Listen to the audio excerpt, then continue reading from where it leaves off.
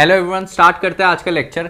आज हम देखेंगे चैप्टर 3 आईसीएसई क्लास 10 फिजिक्स। ये आपके सामने पूरा सिलेबस है आईसीएसई 2025 का, लेटेस्ट सिलेबस हमने उठाया है। और हम करते क्या है, एक एक करके हम सारे चैप्टर्स कर रहे हैं। फर्स्ट और सेकंड चैप्टर हमने ऑलरेडी कंप्लीट कर लिया है और वन शॉट में हम सारे टॉपिक्स, कैसे टाइप के क्वेश्चंस आपको मिलेंगे, थ्योरेटिकल और न्यूमेरिकल क्वेश्चंस दोनों डिस्कस करते हैं।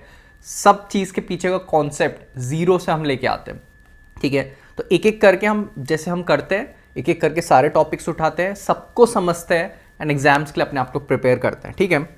सो फर्स्ट टॉपिक मशीन्स, आज के थर्ड चैप्टर का फर्स्ट टॉपिक मशीन्स। ये जो है इसको खत्म करते ही हमारी पहली यूनिट पूरी खत्म हो जाएगी, ठीक है। पहले दो आपको प्लेलिस्ट में मैं आपके लिए डाल दूंगा ताकि इजी हो जाए आपके लिए। Machines, without wasting any time हम आ गए हैं मशीन्स पे। अब देखो होता क्या है, डेली लाइफ में हम अपने काम को कन्वीनियंट और इजी बनाने के लिए मशीन्स का यूज़ करते हैं, राइट। हम अपने काम को कन्वीनियंट और इजी बनाने के लिए मशीन्स का यूज़ करते हैं। बहुत ही कॉमन एग्जांपल क्या है, अगर मान के चलो एक वेल है, ठीक है, वेल है और नीचे यहाँ पे कोई बकेट है, पानी का बकेट है। अब आपने देखा होगा उस पानी के बकेट को वेल से निकालने के लिए ऐसे पुली लगा होता है और आप यहाँ पे खड़े हैं, राइट। ये पहला सिनेरियो है। दूसरा सिनेरियो मैं आपके सामने नीचे बना देता हूँ। दूसरे सिनेरियो में क्या है, यही पानी की बकेट है, इस बार पुली नहीं है, डायरेक्टली मैंने एक रोप ले लिया एंड ये आप हो, राइट। अगर आप देखोगे नीचे वाले सिनेरियो में, सेकंड सिनेरियो जो मेरे पास है, यहाँ पे जब आप बकेट को पुल करोगे ऊपर, आप पुल करोगे ऊपर रोप की मदद से, तो यहाँ पे आप कन्वीनियंट नहीं है आपका डायरेक्शन, आप अगेंस्ट द ग्रेविटी काम कर रहे हो। अगेंस्ट द ग्रेविटी हम जब काम करते हैं तो हमें ज़्यादा फोर्स, ज़्यादा एफर्ट लगाना पड़ेगा मुझे उतने ही लोड के लिए। अब पहले वाले केस में क्या हुआ, लोड मेरा उतना ही है एल, नीचे वाले केस में भी लोड उतना ही था, उतनी भारी बकेट थी, लेट से 10 kg की, ऊपर भी 10 kg है, इसको हम kgf में बोलेंगे, देखेंगे क्यों। और इस केस में बट जब मैं फोर्स लगा रहा हूँ या अपना एफर्ट लगा रहा हूँ, और अच्छे टर्म में मैं बात करूँ तो इस केस में मेरा डायरेक्शन कन्वीनियंट है, मैं नीचे की साइड एफर्ट लगा रहा हूँ एंड विद ग्रेविटी लगा रहा हूँ, ग्रेविटी इस बार मुझे सपोर्ट कर रही है। तो हुआ क्या, मेरा डायरेक्शन आसान हो गया इस बार। एंड ये आसान काम किसने करा, ये जो पुली बैठे हैं इधर, जिसको मैं बोलता हूँ पुली, इसने किया। तो ये एक पुली एक टाइप की मशीन हो गई, राइट। तो ऐसी हम डेली लाइफ में बहुत सारी चीज़ें यूज़ करते हैं, बहुत सारे मशीन्स यूज़ कर रहे हैं आसपास।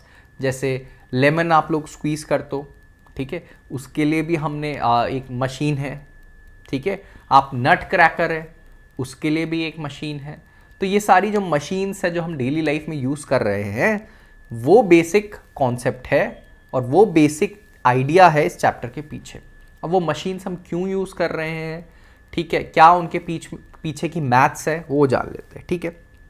अच्छा, so machines as a force multiplier, load and effort के बारे में ना जानेंगे, मैकेनिकल एडवांटेज, वेलोसिटी रेशियो, दो इंपॉर्टेंट टर्म। लोड और एफर्ट तो आई होप सब समझ गए हैं। लोड जिसको हमें उठाना है या जिसके लिए हमें काम करना है, एफर्ट जो मैं लगाऊंगा उस लोड को ओवरकम करने के लिए। जैसे वेल वाले केस में वो जो पानी का बकेट था वो लोड था, और एफर्ट क्या होगा सर, एफर्ट वो होगा जो मैं फोर्स लगा रहा हूं उस बकेट को उठाने के लिए। मैं भी तो फोर्स लगाऊंगा न्यूटन में, 10 न्यूटन का फोर्स लगाया मैंने उस 20 kgf बकेट उठाने के लिए, ठीक है, तो वो करके है। तो लोड और सर मैकेनिकल एडवांटेज और वेलोसिटी रेशियो दो अलग से टर्म्स आए, इनके बारे में हम जान लेंगे और क्लियर करके जाएंगे आज, कि आज के बाद ये टर्म हमें दिखे कहीं तो हमें पता होना चाहिए। Efficiency, simple treatments of levers, lever, pulley systems showing the utility of each type of machine, ठीक है। हर मशीन हम का कुछ यूज होगा जो मेरा काम इजी करेगी। तो स्टार्ट करते हैं हम, ठीक है, हम स्टार्ट करने जा रहे हैं। अब देखो, मान के चलो पहली चीज है मेरे पास लोड और दूसरी चीज है एफर्ट। दोनों का मैंने आपको एक बेसिक आइडिया दे दिया है, लोड और एफर्ट क्या होता है। ध्यान देने वाली बात यह है कि दोनों लोड और एफर्ट मेरे फोर्स हैं, ये दोनों फोर्स है, मास नहीं है, फोर्स है। अगर सर ये दोनों फोर्स है ना, इन दोनों की यूनिट न्यूटन होगी, इन दोनों की यूनिट न्यूटन होगी, ठीक है। अगर कोई लोड है मेरे पास 50 न्यूटन का, अब 50 न्यूटन का लोड है, मुझे एफर्ट भी 50 न्यूटन ही लगाना पड़ रहा है इसको मूव करने के लिए, तो फिर क्या फ़ायदा, फिर किस बात की मशीन। अगर लोड 50 न्यूटन है और पहला केस मैंने लिया 50-50 वाला, दूसरा वाला लोड 50 न्यूटन है और आपने एफर्ट बताऊं कितना लगाया है, ओनली एंड ओनली 25 न्यूटन। मतलब मेरे 25 न्यूटन का एफर्ट लगाने से ही 50 न्यूटन का लोड पे काम हो गया। इसका मतलब सेकंड केस में कुछ ना कुछ मुझे एडवांटेज मिला, राइट, मुझे एडवांटेज मिला है मशीन का, ठीक है, कुछ ना कुछ यूज़ करी होगी मैंने मशीन, कौन सी वो अभी हम बात नहीं कर रहे। तो इसी एडवांटेज को मैकेनिकल एडवांटेज बोला जाता है, बहुत ही easy, mechanical advantage.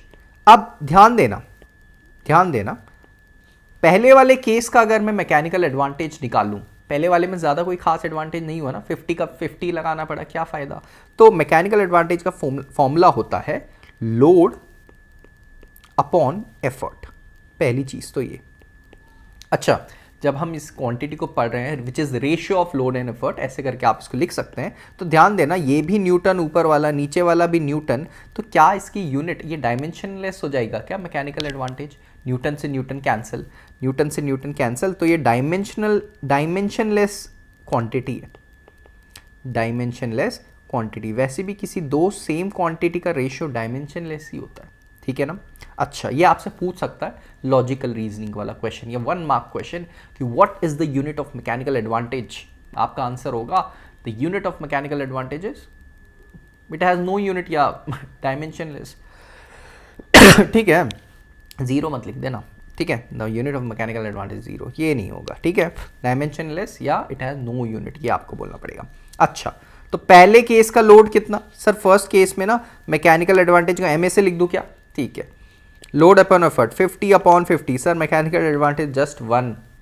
Second case में मैकेनिकल एडवांटेज 50 अपॉन कितना 25, कितना मैकेनिकल एडवांटेज 2, मतलब कुछ एडवांटेज निकल के आया है। मतलब सर हमें एक चीज़ पता चल रही है, मैकेनिकल एडवांटेज जितना ज़्यादा उतने अच्छा एक मेरी मशीन है, उतना अच्छा वो मेरे फोर्स को मल्टीप्लाई कर रही है, उतना अच्छा मेरे फोर्स को मल्टीप्लाई कर रही है।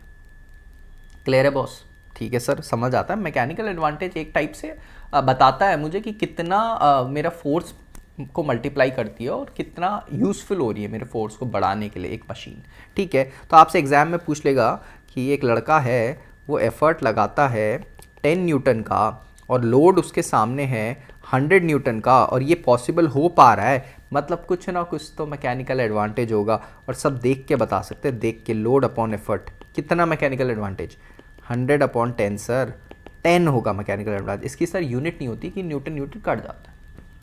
क्लियर है बॉस, ठीक है समझ आता है सर। अब आप कोई हमें लोड और एफर्ट दे देगा ना, बस लोड और एफर्ट, मैं तुरंत मैकेनिकल एडवांटेज फटाफट से निकाल सकता हूं या सकती हूं। अब दूसरी क्वांटिटी क्या है, वेलोसिटी रेशियो।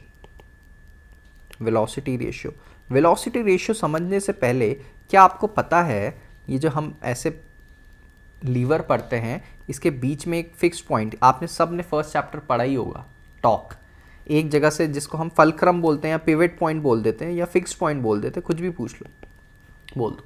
मान के चलो एक साइड आपने क्या रख दिया, लोड रख दिया, दूसरे साइड आपने क्या रख दिया, एफर्ट रख दिया, दोनों क्या फोर्सेस हैं। कोई भी लोड ऑफ मास 90 kg नहीं बोलेगा, उस मास को आप किस में कन्वर्ट करेंगे, फोर्स में। फोर्स कैसे कन्वर्ट होगा सर, मास फोर्स में कैसे कन्वर्ट हो जाएगा सर, कैसी बात कर रहे हो, मास फोर्स में कन्वर्ट हो जाएगा m इंटू ए करके, mg करके, तभी हम 50 kg ऑफ मास बोलते हैं और 50 kgf ऑफ फोर्स बोलते हैं, समझे।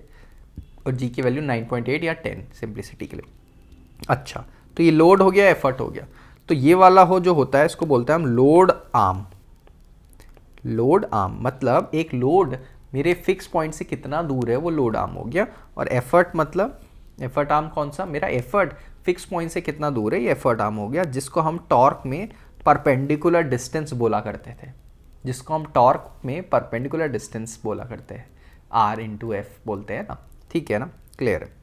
तो सर अब वेलोसिटी रेशियो समझा दो, समझ आया है, वेलोसिटी रेशियो बता दो सर। अब वेलोसिटी रेशियो का फॉर्मूला है डिस्टेंस मूव्ड बाय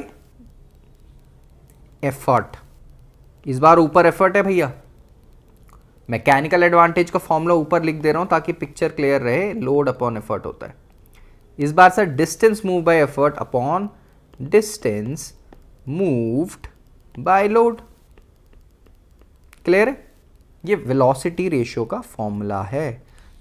ठीक है, distance move by effort upon distance move by load. Clear है?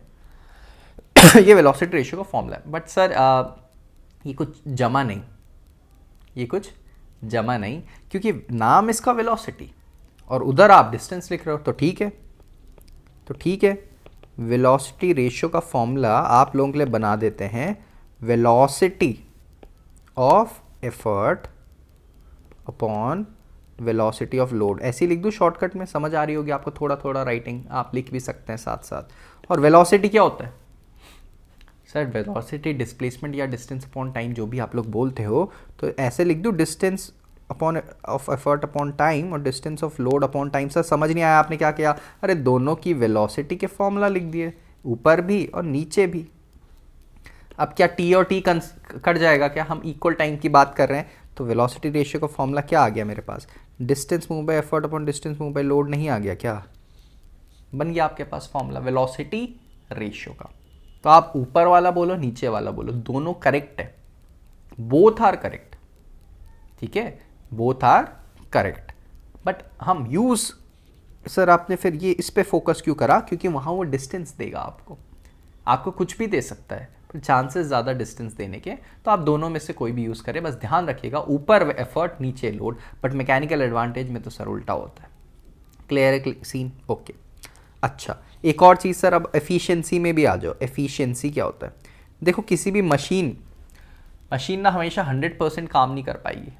ठीक है, कुछ ना कुछ उसकी एफिशिएंसी, मतलब हम बोलते हैं ना किसी की मशीन की, आपकी काम करने की, आपकी पढ़ाई करने की। मैं आपको पढ़ा रहा हूँ अभी 5-10 मिनट हो गए मुझे पढ़ाते हुए, आपने उसमें कितना समझा, वो आपकी एफिशिएंसी है। और आपको अपनी एफिशिएंसी 100% रखनी। क्या ये पॉसिबल है सर? नहीं पॉसिबल नहीं हो सकता, बट करोगे आप 100 के। आप जितना पास जाओगे आपकी एफिशिएंसी उतनी अच्छी होगी। तो एफिशिएंसी होता है, एफिशिएंसी क्या?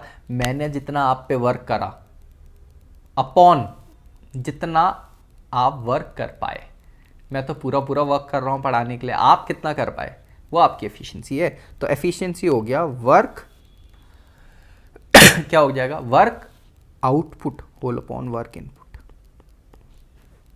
Work output whole upon work input, ये मेरी एफिशिएंसी हो गई। अब सर इसको थोड़ा इलेबोरेट कर दोगे आप? देखो मान के चलो मेरे को आउटपुट वर्क कितना मिला? 150 जूल। पर मैंने इनपुट वर्क कितना किया था? मैंने तो ज़्यादा किया ना। ऐसा तो हो नहीं सकता मैं आपको 100 जूल पढ़ाऊँ और आप 150 जूल पढ़ जाओ। आप कम ही पढ़ोगे थोड़ा। तो मैंने तो ज़्यादा ही दिया है, 200 जूल। ये इनपुट हमेशा ज़्यादा रहता है, जितना आप इनपुट दे रहे हो उससे कम ही निकल दिया, तो वही तो एफिशिएंसी है। ठीक है ना? तो ये कैंसिल करके आ गया 3/4, मतलब 0.75। 1 से हमेशा कम आती है एफिशिएंसी। इसका रीज़न भी मैंने आपको बता दिया, क्योंकि इनपुट वाला वर्क हमेशा ज़्यादा है। मैंने जो करा है वो ज़्यादा है, आपने जो आउटपुट दिया है मुझे वो हमेशा कम रहेगा। ठीक है, बट आपको हमेशा ज़्यादा ही देना है। वो तो हम थियोरेटिकल लैंग्वेज में बात कर रहे हैं। क्लियर है सर? एफिशिएंसी भी ईजी है, आपने समझा दिया कि work output upon work input का रेशियो एफिशिएंसी होता है। अब मेरे पास सर 3 चीज़ें आ गई है। पहली सर मैकेनिकल एडवांटेज, जो बहुत ही आसान चीज़ थी, लोड अपॉन एफर्ट। दूसरी सर आपने समझाया वेलोसिटी रेशियो में, VR लिख लेते हैं, कि distance move by effort upon distance move by load. इसमें सर उल्टा हो जाता है, E ऊपर L नीचे। तीसरा सर आपने बताया मुझे एफिशिएंसी, जिसको मैं इसी ईटा सिंबल ऐसे N की आपको पूंछ बना देनी है, इससे लिखता हूँ। और ये सर आपने बताया work output upon work input. Clear है? 3 टर्म्स जो हम समझ चुके हैं। अगर न्यूमेरिकल्स भी हमें देता है हम फटाक से निकाल देंगे, प्रोवाइडेड वो हमें थोड़ी values load, effort, distance move by effort, distance move by load वगैरह दे दे। क्लियर चल रहा है अभी तक? ठीक है। अब देखो इनमें रिलेशन कैसे निकालते हैं। बहुत ही ईजी है। ठीक है, ढंग से सुनना, पूछेगा, पक्का पूछेगा आपके एग्जाम में। तो एफिशिएंसी है work upon work output upon work input. अब एक चीज़ ध्यान देना, हमेशा जब भी हम कर रहे हैं आपको बेस नहीं बोलना। वर्क क्या होता है सबको पता है क्या? Force into displacement, F.S। पढ़ा है क्या चैप्टर 2 में? वर्क एनर्जी पावर में, वर्क पावर एनर्जी जो भी है। तो वर्क होता है sir force into force output upon distance move bye output, force input upon distance move by input. Output कौन सा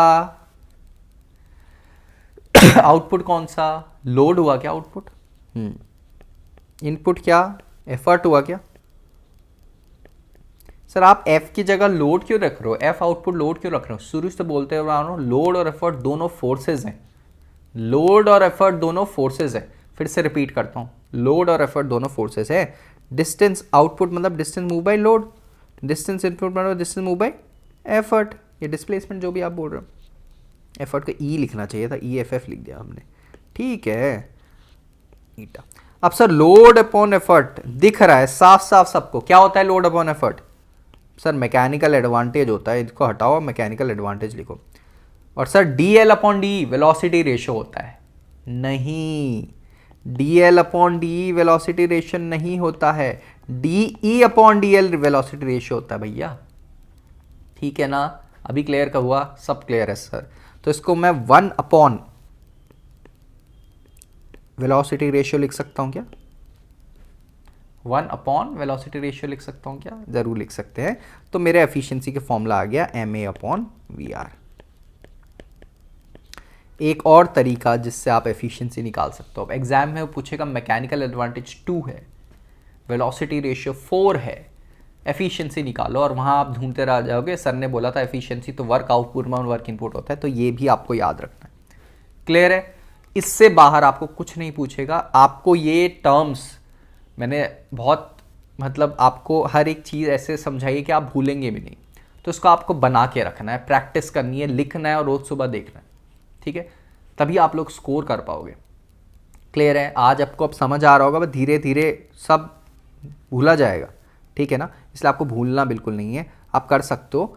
एंड आप ये लेक्चर बार बार देखो या अपने नोट्स बनाओ उसको बार बार देखो, बट आपको रिवाइज करना है, कुछ टाइम के बाद है एग्जाम तक, ठीक है। आ जाओ, functions and use of simple machines, ये आपको समझा दिया गया है। टर्म्स देखे क्या, एफर्ट डन सर, एफर्ट एक टाइप का फोर्स होता है, लोड सर लोड भी एक टाइप का फोर्स होता है जो आउटपुट वाला है, और एफर्ट इनपुट वाला है। मैकेनिकल एडवांटेज सर पूरी कहानी, बेचारे ने फॉर्मूला भी दे दिया, mechanical advantage to L upon E, load upon effort.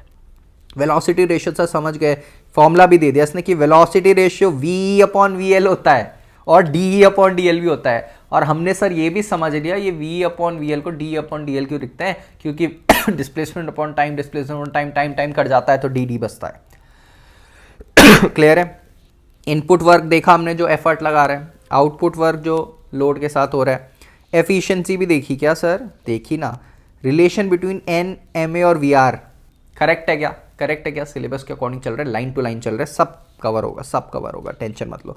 Derivation included, बताया था क्या डिराइव करके, यस सर बताया है, याद रखेंगे और डिराइव करके आएंगे स्टेप बाय स्टेप, समझ के गए, ठीक है ना। For all practical machines N की वैल्यू 1 से कम, बताया था मैंने आपको, मैं जो आपको दे रहा हूँ उससे आपको कम ही मिलेगा। तो आउटपुट वाला जब ऊपर कम होगा डिनोमिनेटर, नीचे इनपुट ज़्यादा होगा तो 1 से कम ही आएगी वैल्यू। कभी कभी आपको परसेंटेज में जब पूछेगा ना तो ध्यान रखना उसको 100 से मल्टीप्लाई ज़रूर कर देना। नहीं समझे, नहीं समझे, परसेंटेज में पूछ लेता कभी कभी आपको, तो इसका मतलब क्या बोलना चाह रहा है कि एफिशिएंसी सर आपने बताया work output upon work input, और मैंने सर कैलकुलेट करके निकाल दिया लेट से 0.75। अब वो पूछता है परसेंटेज में बताओ एफिशिएंसी, तो आपको 100 से मल्टीप्लाई कर देना है बस। ये केस कब है, सिर्फ जब परसेंट में पूछेगा, नहीं पूछता है तो 0.75 ही आंसर, परसेंट में पूछेगा तो 75% हो जाएगा, 100 से मल्टीप्लाई करा है बस। क्लियर है सर, बहुत क्लियर है, ठीक है। अच्छा अब आ जाओ लीवर की बात करेंगे हम, प्रिंसिपल ऑफ लीवर। देखो प्रिंसिपल ऑफ लीवर वही है, effort arm into effort equals to load arm into load. यही आपने टॉर्क की डेफिनेशन भी पढ़ी थी, टॉर्क की डेफिनेशन भी आपने यही पढ़ी थी। तो प्रिंसिपल ऑफ लीवर में यहाँ पे अगर आपको बताऊँ, देखो प्रिंसिपल ऑफ लीवर कुछ नहीं है, प्रिंसिपल ऑफ लीवर या प्रिंसिपल ऑफ मशीन्स भी बोल सकता हूँ मैं से, आपसे पूछ सकता है, कुछ नहीं है, effort into effort arm is equal to load into load arm. आपको अच्छे से समझाया गया है, ये भी एक टॉर्क है, ये भी एक टॉर्क है, दोनों एक टॉर्क है। कैसे सर, समझ नहीं आया, एफर्ट क्या फोर्स होता है क्या, एफर्ट आर्म डिस्टेंस हो जाएगा, ये भी फोर्स है ये भी डिस्टेंस है, तो force into distance perpendicular distance कितना, टॉर्क हो जाएगा। तो ये भी टॉर्क है। मतलब आपने क्या प्रिंसिपल ऑफ मूवमेंट्स पढ़ा था जब तक, क्या ये नहीं पढ़ा anticlockwise torque equals to clockwise torque, sum of torques equals 0। यही तो प्रिंसिपल मशीन से उसने घुमा दिया बस कंफ्यूज करने के लिए, ठीक है ना, समझ आया। और मैंने आपको डेफिनेशन बता दी, जिसको रटना है रटे, जिसको समझना है वो टॉर्क से समझे, चैप्टर 1 में बहुत ईजीली समझाया। आई होप आप लोग चैप्टर वाइज पढ़ रहे होंगे। अच्छा, फर्स्ट सेकेंड और थर्ड क्लास लेवर्स और इनके एग्जाम्पल्स ये आप खुद करेंगे। ये 3 चीज़ कि इसमें लोड आगे रहता है, ये बीच में रहता है, ये आपको याद करने हैं। याद करने वाली चीज़ें मैं आपको कभी नहीं बताऊंगा, वो आपको खुद से याद करनी पड़ेगी। बुक उठाओ, देखो फर्स्ट क्लास लेवर में कहाँ होती है पोजीशन, सेकंड में कहाँ होती है, थर्ड में कहाँ होती है, उनके एग्जाम्पल्स क्या क्या है, सीजर किसका एग्जाम्पल है, हैमर किसका एग्जाम्पल है, ये सब चीज़ें आपको, सीसॉ किसका एग्जाम्पल है, फर्स्ट का है क्या। तो ये सब चीज़ें आपको ध्यान में रखनी है, याद में रखनी है। पूछ सकता है 1-2 मार्क्स में, डेरिवेशन वगैरह कुछ नहीं पूछेगा उसमें, सिर्फ 1-2 मार्क्स का एग्जाम्पल पूछ लेगा, एक मशीन का नाम दे देगा कौन सी है। ये आपको कब समझ आएगा, जब आप याद रखोगे कि लोड कहाँ है, फलक्रम कहाँ है और एफर्ट कहाँ है। 3 चीज़ें यहाँ पे, ठीक है ना। अच्छा, MA and VR in each case, तीनों केसेस में mechanical advantage of velocity ratio कितना होता है वो भी आपको ध्यान में रखना है कि लेवर फर्स्ट क्लास में कहाँ कितना होता है मैकेनिकल एडवांटेज, 1 से कम होता है, 1 से ज़्यादा होता है, ठीक है। ये सारी चीज़ें आपको याद रखनी है। आपको ये 1 मार्क्स वाले पॉइंट्स आपको याद करने पड़ेंगे, और इसका याद करने का सबसे बेस्ट तरीका क्या है, बुक उठाओ, पॉइंट करो कहाँ पे वो चीज़ दी है, ठीक है ना। अच्छा, और सबके एग्जाम्पल्स मैं बार बार फोकस कर रहा हूँ, आपसे पूछ सकता है एग्जाम्पल्स, और एग्जाम्पल्स आपको याद करने पड़ेंगे, बुक के बाहर के नहीं पूछेगा। और लॉजिक मैंने आपको पूरा समझा दिया पीछे का, ठीक है ना, बहुत ईजीली। अब थोड़ा सा ना पुली की बात कर ले, थोड़ा सा पुली की बात कर ले। अब देखो पुली में ना एक इंपॉर्टेंट क्वेश्चन वो आपसे पूछता है, क्या, देखिए ध्यान देना। मान के चलो ये मेरा पुली, ठीक है, और ये मेरा लोड लटक रहा है नीचे, और ये स्ट्रिंग खाली लटक रही है, इसको आप फटाक से पकड़ लो वरना लोड नीचे भाग जाएगा। उससे पहले एक चीज़ समझ लेते हैं। देखो एक टेबल है, ध्यान से सुनना, ये चीज़ बहुत इंपॉर्टेंट चीज़ है। पुली से बहुत मुश्किल क्वेश्चन बन के आता है कभी कभी, 5 मार्क्स का भी आ जाएगा या 3 का भी आ जाएगा, ठीक है ना। तो ये टेबल है, इसके ऊपर ना एक बॉल रखी है, ये टेबल है। आप मुझे ये बताओ, क्या इस बॉल पे अर्थ नीचे ग्रेविटेशनल फोर्स लगा रही होगी? आपका जवाब होगा यस, हर ऑब्जेक्ट में लग रहा है ग्रेविटेशनल फोर्स। तो ये बॉल नीचे क्यों नहीं आ जा रही है ज़मीन पे? आप बोलेंगे सर ये कैसी बात हुई, बीच में टेबल नहीं दिख रहा क्या? तो इस बॉल में नीचे फोर्स लग रहा होगा, ग्रेविटेशनल फोर्स, लेट से 10 न्यूटन का, वो mg से आप कैलकुलेट कर सकते हो। ये भी पता होना चाहिए, फिजिक्स पढ़ रहे हैं हम, सब क्लियर होनी चाहिए पिक्चर। अब ये 10 न्यूटन का फोर्स नीचे लग रहा है, पर ये बॉल नीचे नहीं जा रही है, ठीक है। ये तो थोड़ा सा सोचने वाली बात हो गई। मतलब 10 न्यूटन का फोर्स इस पे ऊपर भी लग रहा होगा, वो कौन लगा रहा है? ये टेबल। ये टेबल इस पे 10 न्यूटन का फोर्स ऊपर लगा रहा होगा, उसको हम नॉर्मल फोर्स बोलते हैं, नॉर्मल रिएक्शन फोर्स बोलते हैं, एन से रिप्रेजेंट करते हैं, पढ़ोगे आप लोग, ठीक है। तो बॉल कहीं नहीं जाएगी, और ये नॉर्मल कौन लगा रहा है? टेबल। इसका मतलब सर टेबल में जितनी चीज़ लग रही है उन पे नॉर्मल फोर्स लग रहा है क्या? हाँ, और उतना ही लगेगा। अगर नॉर्मल 11 लग गया तो नेट फोर्स ऊपर 1 न्यूटन नहीं हो जाएगा? या नॉर्मल 9 ही लग पाया तो ग्रेविटी नीचे खींच लेगी, इसलिए वो 10 ही लगेगा। तो जो नॉर्मल फोर्स होता है हमेशा नीचे जितना ग्रेविटेशनल फोर्स होता है उसके बराबर ही होता है, समझ आया? अब ये मैंने क्यों बताया आपको, क्योंकि अब मान के चलो, अब इस बार स्ट्रिंग से मैंने ये बॉल लटकाई है, और नीचे फिर क्या लग रहा है सर? ग्रेविटेशनल फोर्स तो लगेगा ही सर, mg। हमें पता चल गया, इस बार हम नहीं छोड़ेंगे इसको, ठीक है। नीचे ग्रेविटेशनल फोर्स लग रहा है mg। अब मुझे बताओ, यहाँ तो कोई टेबल नहीं है, नीचे हवा है, बस स्ट्रिंग से अटैच है। सर स्ट्रिंग ने रोका ऐसे, इसका मतलब ना सर यहाँ पे अगर F = 10 न्यूटन नीचे अर्थ लगा रहा है इस पे, तो स्ट्रिंग इसको ऊपर लगा रही है 10 न्यूटन, और वो ही तो टेंशन होता है स्ट्रिंग में, वही तो टेंशन होता है, उसी को हम टेंशन बोलते हैं।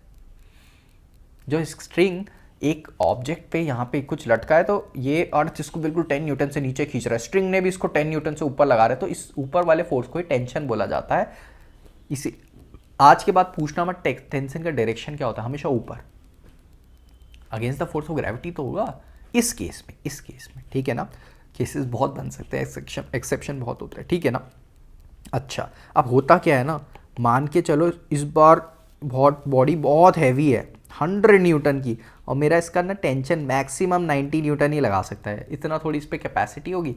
तो अब देखो 100 न्यूटन नीचे, 90 न्यूटन ऊपर, स्ट्रिंग टूट जाएगी और बेचारा हमारा ग्रेविटी जीत जाएगा, इसीलिए स्ट्रिंग टूट जाती है हैवी मासेस में। क्लियर है सर? ओके सर, क्लियर है, मैं समझ गया। तो इसका मतलब सर ये जो पुली है ना, जब मैं पानी निकालता हूँ वेल से तो नीचे लोड है सर 10 न्यूटन का। इसका मतलब ये नीचे लोड है 10 न्यूटन का सर, स्ट्रिंग ना ऊपर टेंशन लगा रहा होगा 10 न्यूटन का। ये क्या हो गया? टेंशन, टी से रिप्रेजेंट कर रहा है 10 न्यूटन का। अब देखो टेंशन को अगर यहाँ पे रोप ऊपर में क्या कर देता, फिक्स कर देता, तब तो वॉल लगाती है टेंशन 10 न्यूटन का। बट अभी फिक्स नहीं, अभी ये मेरे हाथ में है, घूम के इधर से मेरे हाथ पे आ रही है, फ्री है ये। मैं इसको छोड़ दूंगा तो 10 न्यूटन ग्रेविटी जीत जाएगी। तो उस 10 न्यूटन को बैलेंस करने के लिए मुझे यहाँ एफर्ट कितना लगाना पड़ेगा? 9 या 11 या 12? नहीं सर, 10 ही तो चाहिए, ज़्यादा क्यों लगाना है? तो 10 न्यूटन का। और अगर मैं 10 से ज़्यादा लगाऊंगा तो क्या होगा? ये बॉक्स ऊपर आने लग जाएगा। और सिर्फ अगर 10 लगाया तो बॉक्स भी वहीं रहेगा, और 10 न्यूटन से वो बॉक्स वहीं का वहीं रहेगा। 10 से मैंने हल्का सा 11 कर दिया तो उसमें नेट फोर्स कहाँ हो जाएगा? ऊपर की तरफ 1। सर 1 क्यों? मैंने तो 11 लगाया था। अरे भाई 10 ग्रेविटी ने भी तो माइनस कर दिया अपना। ठीक है ना? क्लियर है? समझ आया? बहुत ईजी चीज़ है, कंसेप्चुअल है और मज़ा आएगा आपको पढ़ने में। ठीक है, अब देखो यही टेंशन मैंने लगाया। मान के चलो दूसरा केस, अगर ये पुली को मैं यहाँ पे स्ट्रिंग को अटैच कर देता, यहाँ पे फिक्स कर देता, बांध देता इस पे, ठीक है, उस केस में भी टेंशन रखता। बट जो मैंने बांधा है तो इसमें सारा प्रेशर आ जाता वो एफर्ट का। ठीक है, बट इस केस में वो खुली थी स्ट्रिंग, तो उस केस में मुझ पे आया, तो मुझे वो 10 न्यूटन का एफर्ट लगाना है। तो सर पुली के केस में जब मैं मैकेनिकल एडवांटेज निकालूँ ना, अभी डिस्टेंस विस्टेंस तो भूल जाओ सर, बट जब मैं मैकेनिकल एडवांटेज निकालूंगा ना तो इसमें आएगा sir load upon effort. Load भी सर 10, एफर्ट भी प्लस 10, तो मैकेनिकल एडवांटेज सर 1 आ रहा है। इसको यूज़ करने का मतलब ही क्या हुआ? फिर ये आपसे पूछता है वो, फिर क्या फ़ायदा आपको? 10 लोड के लिए आपने 10 का ही एफर्ट लगाया, फिर फ़ायदा क्या हुआ? फ़ायदा हमने स्टार्टिंग के आज चैप्टर जब स्टार्ट करा था तब बोला था कि फ़ायदा ये हुआ कन्वीनियंट होगा, डायरेक्शन नीचे लगा रहा हूँ मैं, ग्रेविटी मुझे थोड़ा सा हेल्प कर रही है, डायरेक्शन इज़ कन्वीनियंट, हम नीचे आराम से पुश कर पाते हैं चीज़ें यहाँ नीचे की तरफ। ठीक है, और इंस्टेड अगर मैं ऐसे करके निकालूँ, समझ आया? ठीक है, तो पुली का एक एडवांटेज हमें समझ आ गया। बट इस बार मैं अलग टाइप का पुली बना देता हूँ, ढंग से सुनना, सारे कॉन्सेप्ट क्लियर होंगे, सारे क्वेश्चंस बनेंगे। इस बार पुली ये है, एक टाइप से मैंने इसको फिक्स कर दिया एक तरफ से, अब फिक्स कर दिया और एक तरफ से खाली है तो फटाक से मैं पकड़ने आ जाऊँगा, और नीचे है मेरा वही लोड घिसा पिटा 10 न्यूटन का लोड। ठीक है, समझ आया? अब सर 10 न्यूटन का लोड नीचे जा रहा है, स्ट्रिंग पक्का उस पर ऊपर टेंशन लगा रही है, कितना सर? 10 न्यूटन का। पर ऊपर ना सर ये 10 न्यूटन का फोर्स 2 पार्ट में डिवाइड हो जाएगा, क्योंकि आपने अब इस बार ना एक ही स्ट्रिंग नहीं है, 2 है, तो सर 5 न्यूटन इधर, 5 न्यूटन इधर। सर जो लेफ्ट वाला 5 न्यूटन है ना, ये वाला 5 न्यूटन सर लेफ्ट की साइड, ये तो आपने फिक्स करा है, तो बेचारा आपने जिस वॉल पे फिक्स करा है वो झेल रहा है इस 5 न्यूटन को, उस पर प्रेशर लग रहा है। बट दूसरा वाला 5 न्यूटन सर इस बार आपने पकड़ा है। इस बार सर चालाकी हो गई, आपको सिर्फ 5 न्यूटन करना पड़ा। कुछ ना कुछ मैकेनिकल एडवांटेज मिला है क्या? हाँ सर मिला है। तो इस बार मैं मैकेनिकल एडवांटेज निकालूं तो मैकेनिकल एडवांटेज कितना? Load upon effort. लोड कितना? लोड आ जाएगा मेरा 10 न्यूटन, एफर्ट आ जाएगा मेरा 5 न्यूटन, तो कितना? 2। एज हमने सोचा था, जैसा हमने सोचा था मैकेनिकल एडवांटेज इस बार 2 हो गया।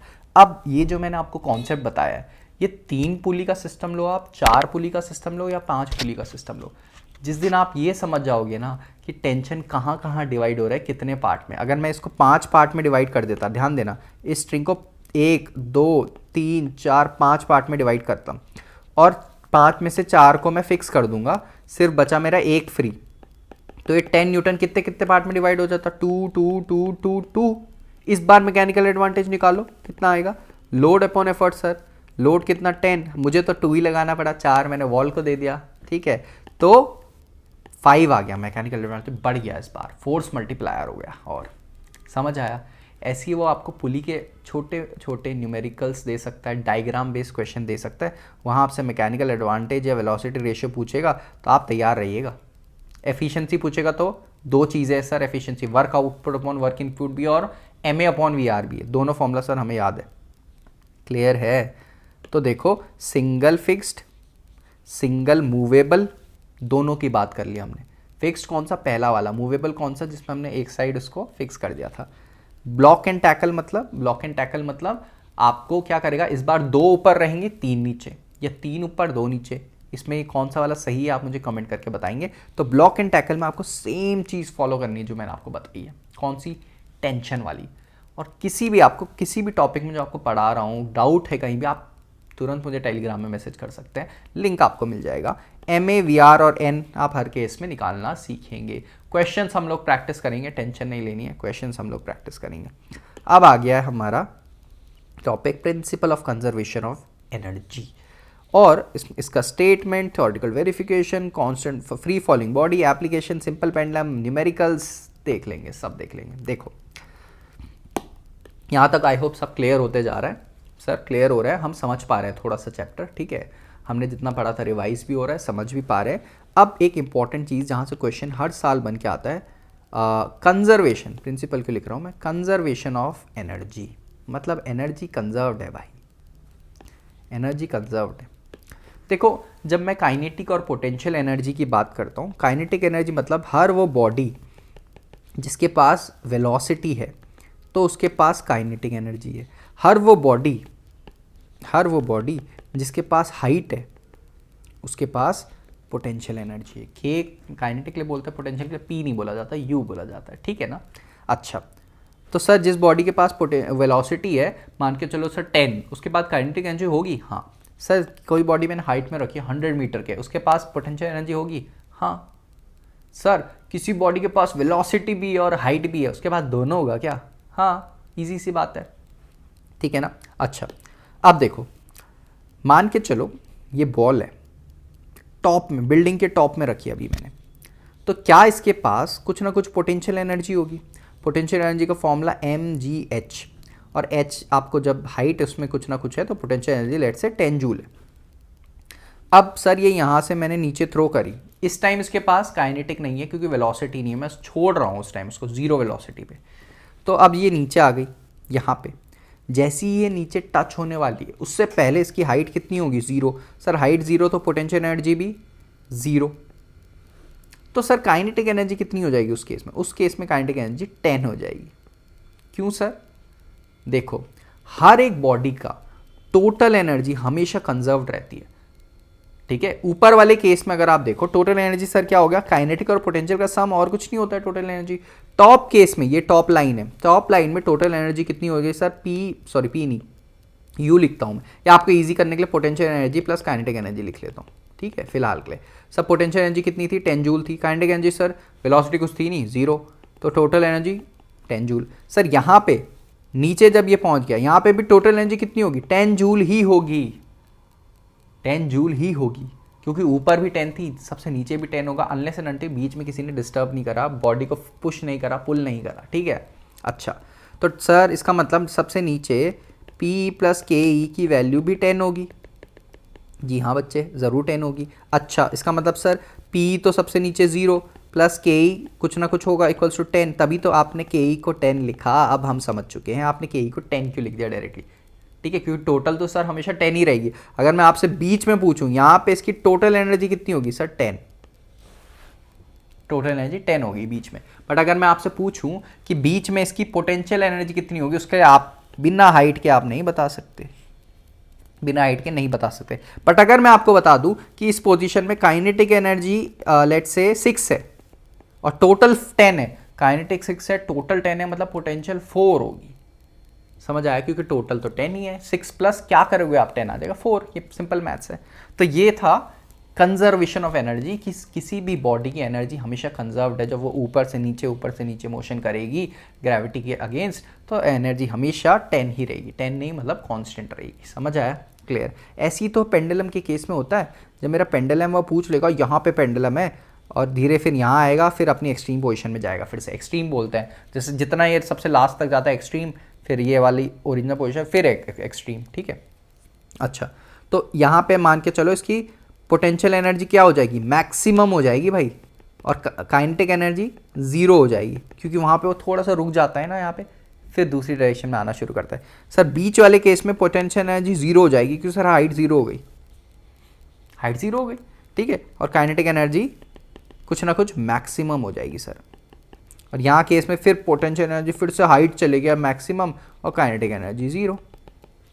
तो ये वाला आप इजीली समझ पाए होंगे अब पेंडुलम के केस में कैसे काम किया इसने। मैं थोड़ा सा मैं जल्दी इसलिए कर रहा हूँ क्योंकि आप क्वेश्चंस में ज़्यादा फोकस करें। अब थ्योरी में आपको इतनी सिखा दे रहा हूँ कि आपके क्वेश्चंस हिल जाए अब, ठीक है।